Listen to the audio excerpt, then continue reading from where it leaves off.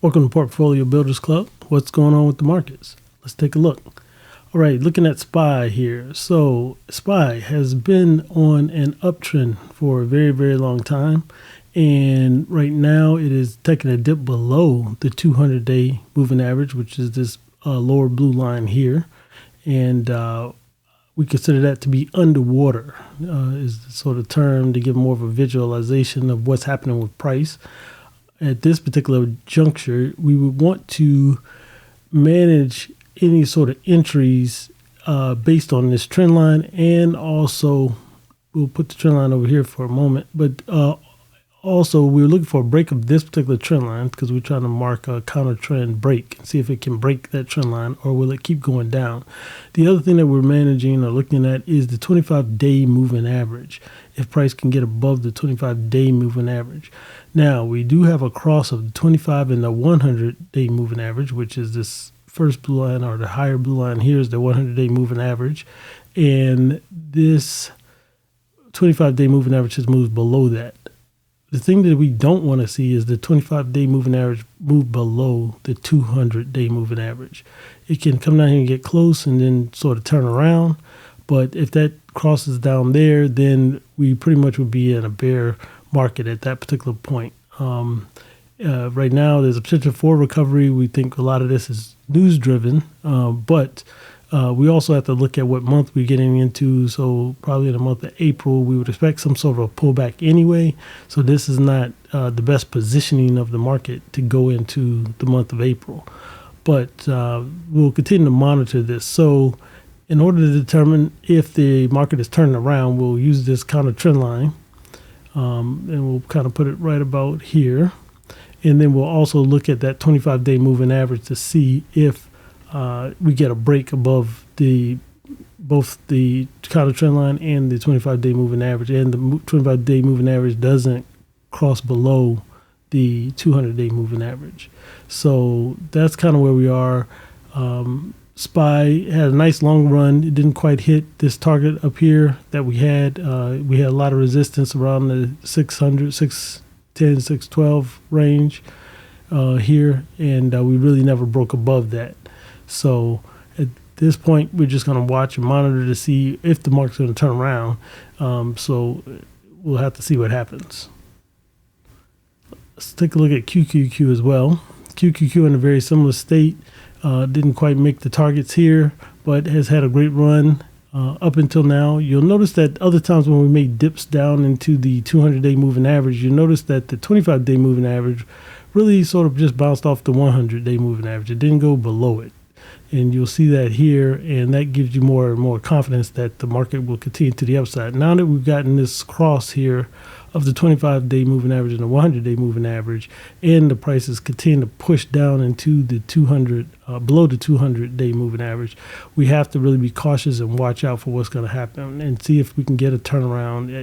It would have to most likely be a news-driven turnaround, but let's see. We'll draw a counter trend line again here.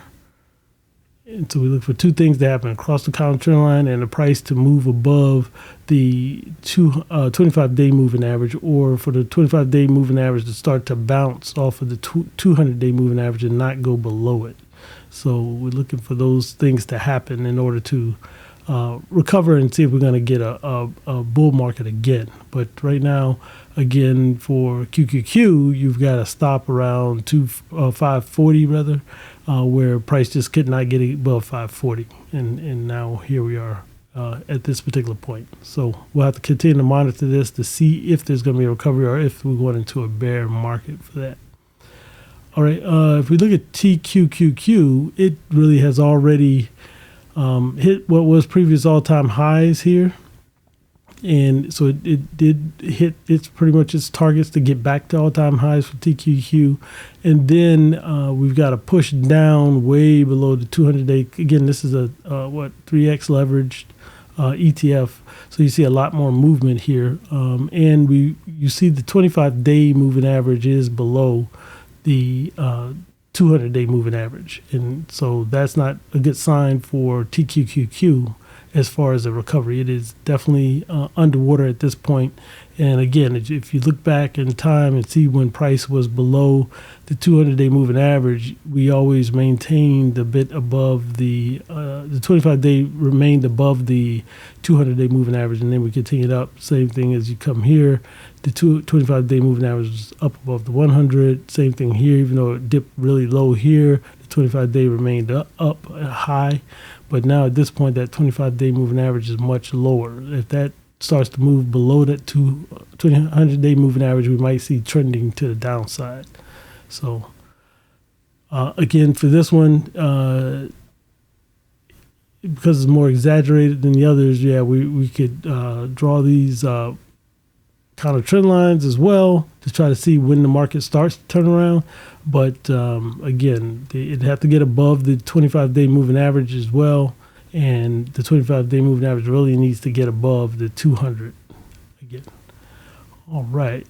Let's look at Soxel. This would be semiconductor bull market 3X. And you see semiconductors are taking a hit. They were establishing somewhat of a pivot level around the 25.90 level for Soxel. But since it's broken that level and continued to the downside for semiconductors here. So you see where our previous all-time highs, we really had a nice bull run, took us up to previous all-time highs, and now we've pulled back from that. Right? Let's look at SMH. This is semiconductors as well. And again, compared to history, when that 25-day moving average moved below the 200-day moving average, that really signals a downtrend beginning. You know, we'd have to really reverse that in order to have the uptrend established again. But if you notice, other times when the price got below the 200-day moving average, again, this blue line here, the 25-day moving average was either far away or just, close to the 100-day moving average. But now that has come down, which is a signal that the price and the momentum is really moving to the downside at this time. So we really will have to monitor this again. Otherwise, we'll have to change our bias and start trading this to the downside, maybe through options. All right. Let's take a look at VOO. VOO, similar story. Had trouble getting above pretty much the 560 level, and it has had that same similar pullback. We're going to apply the same rules to determine when or if this even is going to have a turnaround. Otherwise, we'll have to change our bias. All right, let's look at gold. So gold has continued up in an upward trend. So if you watch gold and you see all the things that it's done, at one point it actually did push below the 200-day moving average, but then eventually it had that turnaround. Again, if you had drawn a trend line back here, you would be able to see that it was breaking up. You would see that the 200-day moving average was coming up out of the 25-day moving average was moving up above the 25-day moving average, and price began to fluctuate above those levels and continue on. So that's kind of what we would hope for, if it is going to recover, but there's not always the possibility that it will recover. But since then, the 25-day moving average has not gone below the 200-day moving average, or not even below the 100-day moving average in this case. So gold is still in an uptrend, and it's continuing to push to the upside here. So continue to monitor the price of gold. Well, this is the ETF for gold, so you can look at the commodity as well. All right, and let's look at the inverse QQQ, SQQQ. And with SQQQ, we have this movement that's occurring. Of course, SQQ was below water, and this is sort of the idea of what we're referring to, is when that 25 days started moving below the 200-day moving average, you start to get this sort of trending to the downside. It did break through again, but then it broke below again, and then eventually just stayed below the 200-day and the 100-day moving average. And the 100-day is actually below the 200 in this case. And it just continued to go down And now we're seeing a push towards that 200-day moving average, which is causing the 25-day moving average to go above the 100 in this case. So we'll have to continue to monitor that to determine, okay, is this going to continue to the downside, which at this point, the 25-day moving average is not close to the 200-day moving average. So you would expect that probably will continue to the downside if it breaks here and starts to move down. So you'd have to watch both this counter trend line break to see if price breaks the counter trend line and the 25-day moving average, whether it starts to turn to the downside and price eventually gets, well, in this case, below that. But right now, SQQQ is having this push to the upside in this more major downtrend that it's actually in. So this is an interesting level as well for SQQQ because it's hitting against that 200-day moving average. The question is, will it gain any support here or not? So we'll continue to monitor that as well. Let's look at IWM. IWM has been in a nice uptrend as well. Here we have established that it did not bounce off of the 200-day moving average again. It did several times in the past. This particular time, it is floating down. The 25-day is already below the 200-day moving average. So this is not a good sign for any sort of uptrending for this particular asset.